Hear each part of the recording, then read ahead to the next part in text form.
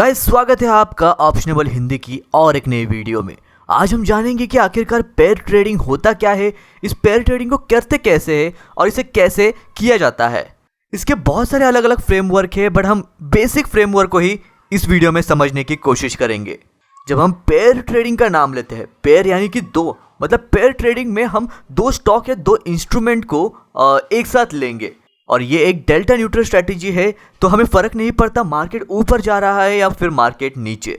लेकिन guys in trade को लेने से पहले हमें कुछ बातें समझना बहुत इंपॉर्टेंट है। जब हम पेयर बोलते हैं तो हमें दो स्टॉक या दो इंस्ट्रूमेंट सिलेक्ट करने होते हैं, तो वो दो इंस्ट्रूमेंट कौन से हो सकते हैं ये जानना काफी इंपॉर्टेंट होता है, जैसे कि HDFC या ITC, इन्फोसिस या फिर कोटक बैंक। तो मेरे हिसाब से मेरा पर्सनल सजेशन ये रहेगा कि हमें कुछ बेसिक क्राइटेरिया के ऊपर इन पेयर्स को डिसाइड करना चाहिए।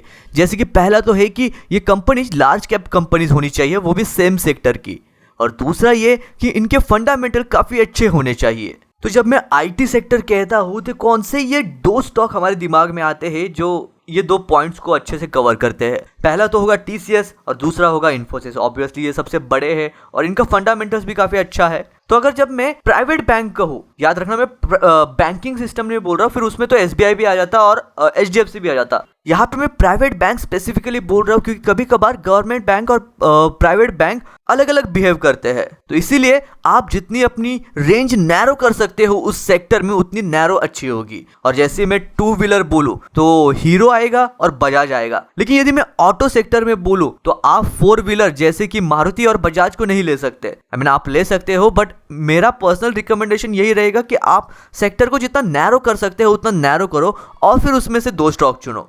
तो अब मैं आशा करता हूँ आपको ये बात समझ में आ चुकी होगी कैसे हमें स्टॉक्स चूज करने चाहिए पेयर ट्रेडिंग के लिए। और एक इंपॉर्टेंट क्राइटेरिया है जो मैं बताना भूल गया, वो ये है कि हमें कंपनी की ग्रोथ रेट को काफ़ी फोकस करना है। यानी कि आप 5% ग्रोथ रेट वाली कंपनी और 30% ग्रोथ रेट वाली कंपनी नहीं ले सकते, इनका ग्रोथ रेट सेम होना चाहिए। तो एग्जाम्पल के लिए यदि हम स्क्रीनर पे आएंगे तो वहां पर हम TCS डालेंगे तो compound profit growth 7 and sales growth 9 है। वैसे ही अगर हम इन्फोसिस पे क्लिक करें तो इन्फोसिस का भी कंपाउंडेड प्रॉफिट ग्रोथ 7 है और सेल्स ग्रोथ 10% है। तो ये एक दूसरे के काफ़ी नज़दीक है, तो वो अच्छा पेयर बन सकते हैं। और वैसे ही आप HDFC और कोटक बैंक का भी सेल्स ग्रोथ और प्रॉफिट देखोगे तो सेम ही मिलेगा आपको। लेकिन यदि हम बजाज फाइनेंस और M&M ले तो बजाज फाइनेंस का प्रॉफिट ग्रोथ है 28% और सेल्स ग्रोथ रेट है 30%। लेकिन वही अगर हम M&M का देखें तो प्रॉफिट ग्रोथ रेट है -3% और सेल्स ग्रोथ रेट है 13%, जो कि बहुत ही दूर दूर है। तो ये दोनों अच्छे पेयर नहीं बन सकते। सो वापस से एक बार ब्रशअप कर लेते हैं कि कौन से 3 मेन क्राइटेरिया के ऊपर हम इन स्टॉक्स को डिसाइड कर सकते हैं। तो पहला तो है कि बिग कंपनी जो कि सेम सेक्टर में होनी चाहिए, दूसरा है कि उनका फंडामेंटल्स काफ़ी अच्छा होना चाहिए, और तीसरा ये कि उनका सेम ग्रोथ रेट होना चाहिए। तो पेयर ट्रेडिंग के लिए ट्रेड लेने के लिए हमें उसका हिस्टोरिकल डेटा पता होना काफ़ी इंपॉर्टेंट है। इसलिए हम याहू फाइनेंस के ऊपर से HDFC बैंक और कोटक बैंक का 5 ईयर का हिस्टोरिकल डेटा लेंगे। अब हम दोनों डेटा को एक ही एक्सेल शीट में लाएंगे और यहाँ पर आप देख सकते हैं कि ये डेटा काफ़ी मेस्ड अप है। कुछ में बहुत ज़्यादा डेसिमल पॉइंट्स है, कुछ में काफ़ी कम है, तो हम इन्हें ऑर्गेनाइज करेंगे। और एक इम्पॉर्टेंट चीज़, जब भी हम डेटा एनालाइज करते हैं तो हमें 10 साल या 15 साल का डेटा नहीं लेना चाहिए, क्योंकि 10 साल पहले या फिर 15 साल पहले जो कंपनीज के फंडामेंटल्स थे वो अभी के फंडामेंटल्स से एकदम अलग हो गए, तो हम उसे कंपेयर नहीं कर सकते। तो शॉर्ट रेंज जैसे कि 2 साल से लेके 5 साल के बीच का डेटा काफ़ी इनफ है हमें एनालाइज करने के लिए। तो इसके आगे सबसे पहली चीज़ जो हमें निकालनी है वो तो है रेशो। तो रेशो के लिए हम एक तो ओपन प्राइस ले सकते हैं या फिर एडजस्टेड क्लोज प्राइस ले सकते हैं। तो इस एग्जांपल के लिए हम एडजस्टेड क्लोज प्राइस लेंगे। तो पहले तो हम HDFC बैंक की एडजस्टेड क्लोज प्राइस लेंगे, उसको डिवाइड करेंगे कोटक बैंक की एडजस्टेड क्लोज प्राइस से, तो इससे हमें एक एवरेज मिल जाएगा। अब हम इसी को पूरा नीचे ड्रैग करेंगे तो हमें सभी वैल्यू की रेशो मिल जाएगा इन दोनों का। तो इसमें भी आप देख सकते हैं कि डेसिमल काफ़ी ज़्यादा है, तो हम इसे 2 से 3 डेसिमल तक ही रखेंगे। तो एवरेज वैल्यू निकालने के लिए हम इस ऑप्शन का यूज़ करेंगे और फिर पूरा रेशो का कॉलम सिलेक्ट कर लेंगे, तो इससे हमें एवरेज वैल्यू मिल जाएगी। आप यहाँ पे देख सकते हैं, यहाँ पे हैशटैग वैल्यू करके आ रहा है। ये तभी आता है जब हमारे रेशियो वाले कॉलम में कोई एरर हो। तो अगर आप थोड़ा नीचे स्क्रॉल करें तो आपको नल नल करके एक रो दिखेगा। तो जब ऐसे होता है तो वहां पर एरर आ जाता है। तो इस एरर को निकालने के लिए हम एक फॉर्मूला को यूज करेंगे, जैसे कि इफ एरर, यानी कि अगर इस कॉलम में एरर आता है तो क्या होना चाहिए। तो इफ एरर और हम एडजस्टेड वैल्यू डालेंगे दोनों का, और फिर कॉमा करके डबल कोलन डाल देंगे। तो अगर किसी जगह पर एरर आता है तो उसकी वैल्यू ब्लैंक मिलेगी। ऐसा इस फॉर्मूला का मीनिंग है। तो जैसे ही हम फिर पूरे कॉलम को सिलेक्ट कर देते हैं तो हमें वैल्यू मिल जाती है, यानी एवरेज प्राइस मिल जाता है उसका। तो अब हम इसी तरह से स्टैंडर्ड डिविएशन भी निकालेंगे। इसके लिए हम उसके एक्सेल के अंदर इनबिल्ट फॉर्मूला यूज करेंगे, stdv.p, जो कि पॉपुलेशन के लिए होता है, और पूरे रेशियो के कॉलम को सिलेक्ट करेंगे तो हमारा स्टैंडर्ड डिविएशन निकल कर आ जाएगा। इसके भी डेसिमल हम 3 तक ही रखेंगे। तो आप देख सकते हैं कि एवरेज है 0.8, लेकिन अगर आप पहले देखिए जहां पे 0.7 पे एवरेज है तो इसका मतलब ये है कि वो स्टॉक्स एवरेज के नीचे है तो हमें बाय करने चाहिए।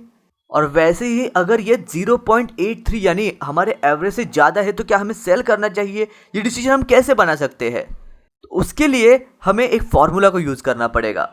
तो वो है average plus 2 times standard deviation. तो हम एवरेज को लेंगे और 2 बार स्टैंडर्ड डिविएशन को ऐड करेंगे, और वैसे ही हम वापस से एवरेज को लेंगे और 2 टाइम्स स्टैंडर्ड डिविएशन को माइनस करेंगे। अब उससे पहले हम समझ लेते हैं कि आखिरकार ये फॉर्मूला है क्या और हम इसे क्यों यूज कर रहे हैं। तो हमारी एवरेज वैल्यू थी 0.8 और हमारा स्टैंडर्ड डिविएशन था 0.05। तो जब हम इस एवरेज और स्टैंडर्ड डिविएशन को ऐड कर या माइनस करते हैं तो ये हमें 66% कॉन्फिडेंस देता है कि ये मार्केट में मतलब ऐसा होगा ही, यानी कि प्रोबेबिलिटी ऑफ प्रॉफिट देता है। तो जैसे कि 66% में हम लोग एवरेज और स्टैंडर्ड डिविएशन को प्लस माइनस करें तो वैल्यू आएगी 0.75 से लेकर 0.85, यानी कि 66% ऑफ टाइम मार्केट इसके बीच में हो सकता है। और वैसे ही अगर हम एवरेज प्लस और माइनस 2 स्टैंडर्ड डिविएशन करें, यानी कि 2 बार स्टैंडर्ड डिविएशन को प्लस और माइनस करें, तो वो हमें देता है 95% कॉन्फिडेंस। तो अगर हम इसे प्लस और माइनस करें तो वैल्यू निकल कर आती है 0.7 से लेकर 0.9। और वैसे ही हम एवरेज प्लस और माइनस 3 स्टैंडर्ड डिविएशन करें तो वो हमें कॉन्फिडेंस देता है 99% का। तो अगर हम इसे प्लस और माइनस करें तो वैल्यू निकल कर आएगी 0.65 से लेकर 0.95। तो 66% पे तो हम सेटिस्फाइड नहीं है, हमें और ज़्यादा कॉन्फिडेंस चाहिए। तो इसीलिए हम 2 स्टैंडर्ड डिविएशन को प्लस और माइनस करेंगे। तो अब समझ लेते हैं कि समझ लो ये एवरेज है वो 0.93 पर गया हुआ है। तो अगर उसके चांसेस सिर्फ 5% है तो आपको पता है कि मार्केट उसके नीचे आने ही वाला है। वैसे ही अगर ये रेशो एवरेज 0.68 पर चला जाए तो आपको पता है कि वो 0.7 से नीचे है तो 5% चांस है कि वो इसके नीचे रह सकता है, तो वापस से उसे ऊपर आना ही है। तो हम देखते हैं कि कैसे इसके बेसिस के ऊपर हम बाय या सेल के ऑर्डर ले सकते हैं। तो जब ये रेशो 0.9 से ऊपर होगा तो ये तभी होगा जब HDFC के प्राइस बढ़ चुके होंगे लेकिन ICICI के प्राइस बढ़े नहीं होंगे। तो ऐसे कंडीशन में हम HDFC को सेल कर सकते हैं और ICICI नहीं, कोटक बैंक, और कोटक बैंक को बाय करेंगे। और वैसे ही अगर ये रेशो 0.7 से नीचे गया होगा तो वो 0.7 से नीचे कब जाएगा, जब कोटक बैंक के प्राइसेस बढ़ चुके होंगे और HDFC के नहीं बढ़े होंगे। तो ऐसे कंडीशन में हम HDFC को बाय करेंगे और कोटक को सेल करेंगे। तो अब हमें ऐसी रेशो ढूंढना होगा जो कि 0.9 से ऊपर होगा। तो चलो देखते हैं। आप देख ही सकते हैं कि मैक्सिमम टाइम्स तो मार्केट ये रेशो एवरेज के नज़दीक ही रहता है। तो ये ट्रेड हम लोग हर बार नहीं ले सकते, इसे काफ़ी ओकेजनली लिया जा सकता है। तो जैसे हम नीचे स्क्रॉल डाउन करें तो हमें एक मिलेगा जिसका रेशो है 0.922, जो कि हमारे एवरेज से ज़्यादा है। तो हम इसकी वैल्यू नोट कर लेंगे। तो HDFC इसका वैल्यू थी 925 28 दिसंबर को, और वैसे ही कोटक बैंक की भी हम लोग वैल्यू नोट कर लेते हैं जो कि 1003 रुपीज़।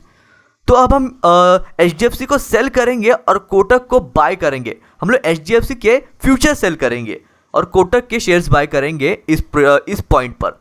तो अब हम नीचे आए तो हम देख सकते हैं कि कुछ ही महीनों बाद वापस से इसका रेशो एवरेज के नज़दीक आ चुका है। तो हम उस टाइम पे सब कुछ क्लियर कर डालेंगे, जो कि डेट थी 24 अप्रैल 2018। तो उस टाइम पे HDFC की वैल्यू थी 953 और कोटक बैंक की वैल्यू थी यानी कि 1164। तो आप देख सकते हैं कि कैसे HDFC बैंक में आपको बस 3% का लॉस होता और कोटक बैंक में आपको 16% का प्रॉफिट होता। तो ऐसा समझते हैं कि यदि आपने 10 लाख के फ्यूचर शॉर्ट किए होते HDFC बैंक के, तो वहाँ पे आपका लॉस होता 30 के, लेकिन कोटक बैंक में आपका प्रॉफिट होता 1,60,000 के, सॉरी 60 के नहीं, हाँ बराबर 1,60,000 के। तो ओवरऑल आपका प्रॉफिट आ जाता 1,30,000 के। तो इस तरह से आप इतनी सिंपल ट्रेड ले सकते हैं। अब हम ऐसे ही इसका ऑपोजिट एग्जांपल देखते हैं, जहां पे एवरेज वैल्यू के नीचे आ गया होता है रेशो। तो इस तरह पे आप इस पॉइंट पे देख सकते हो, इसका रेशो है यहाँ पे 0.697, जो कि हमारे एवरेज वैल्यू से नीचे आ चुका है। तो हम इस पॉइंट पर HDFC के शेयर्स को सेल करेंगे और कोटक के शेयर्स को बाय करेंगे। तो 5320 को HDFC की वैल्यू थी 1151 और कोटक की वैल्यू थी 1651। तो अब हम थोड़ा उसके एवरेज के नज़दीक जाए, जिस पॉइंट पर ये रेशो एवरेज के नज़दीक आया तो वो था 16/7/2020 को। तो उस समय HDFC की वैल्यू थी 1062 और कोटक बैंक की वैल्यू थी 1322।